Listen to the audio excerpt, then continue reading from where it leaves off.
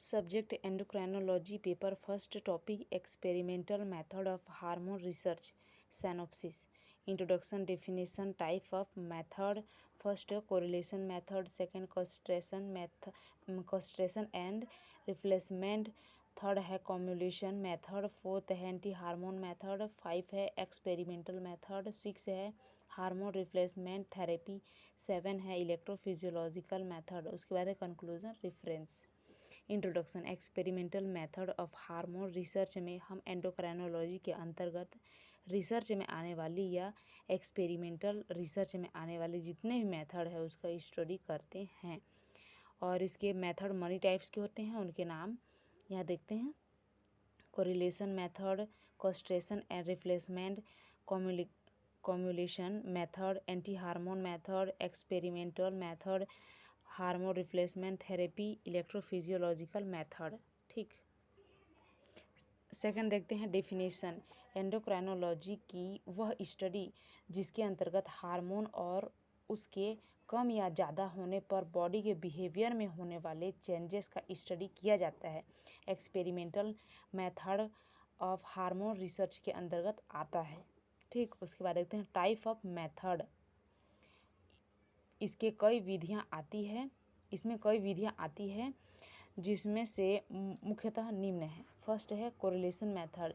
यह एक बेसिकल मेथड है जिसमें वास्तव में विशिष्ट हार्मोन एवं बिहेवियर के बीच संबंध निकाला जाता है। यह बिहेवियर हार्मोन के उतार चढ़ाव के कारण बिहेवियर में भिन्नता पाई जाती है। एग्जाम्पल, मासिक चक्र में एस्ट्रोजन स्तर के उतार चढ़ाव से उसके हेल्थ में भी उतार चढ़ाव होता है।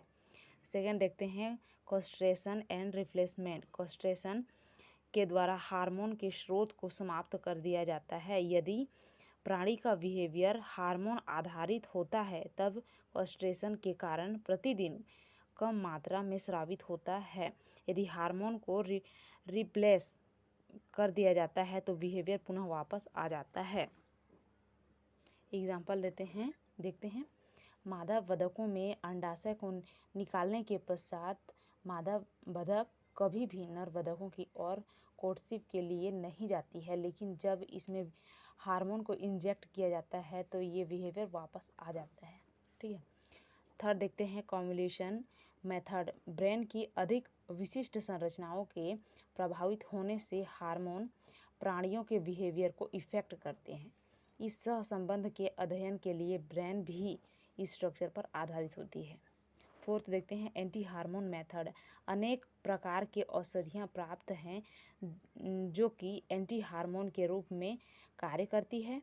इसके अध्ययन के लिए anti hormone and anti oestrogen औषधियाँ यूज में या उपयोग में लाई जाती है।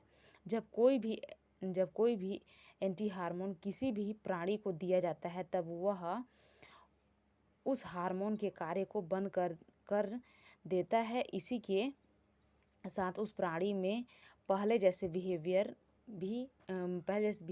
की अब्सेंट पाई जाती है। 5 नंबर है एक्सपेरिमेंटल मेथड। एक्सपेरिमेंटल मेथड के अंतर्गत हम किसी भी चीज़ की और अधिक जानकारी इकट्ठा करने और इसके बारे में और अधिक नॉलेज के लिए एक्सपेरिमेंट करते हैं और लैब में माइक्रोस्कोप जैसे यंत्रों की सहायता से एक्सपेरिमेंटल मेथड का यूज करते हैं।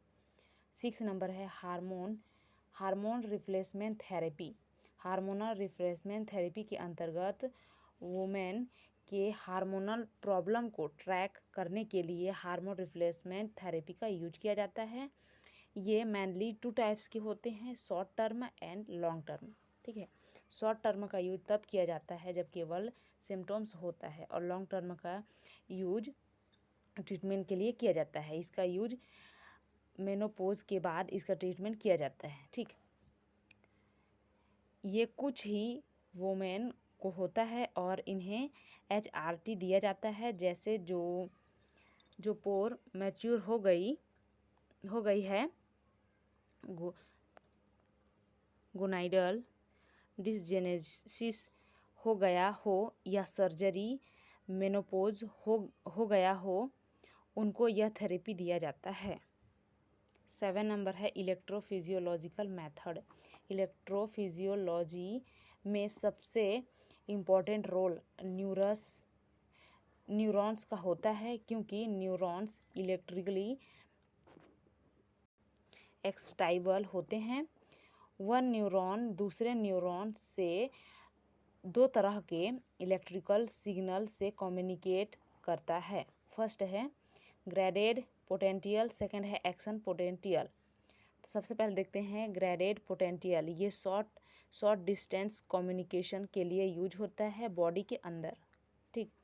सेकंड देखते हैं एक्शन पोटेंशियल।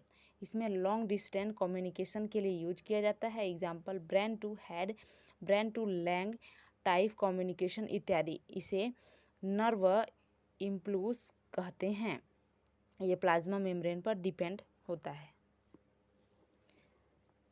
उसके बाद देखते हैं कंक्लूजन। ओवरऑल स्टडी से हमने सारे मेथड का स्टडी किया तथा हार्मोन के कम या ज़्यादा होने या किसी ऑर्गन को सर्जिकल मेथड द्वारा चेंज किए जाने पर इसके बिहेवियर में चेंज का भी स्टडी किया तथा इसका सॉल्यूशंस का भी स्टडी किया। इसके अलावा हमने इलेक्ट्रोफिजियोलॉजिकल मेथड के बारे में भी स्टडी किया। उसके बाद रेफरेंस देखते हैं।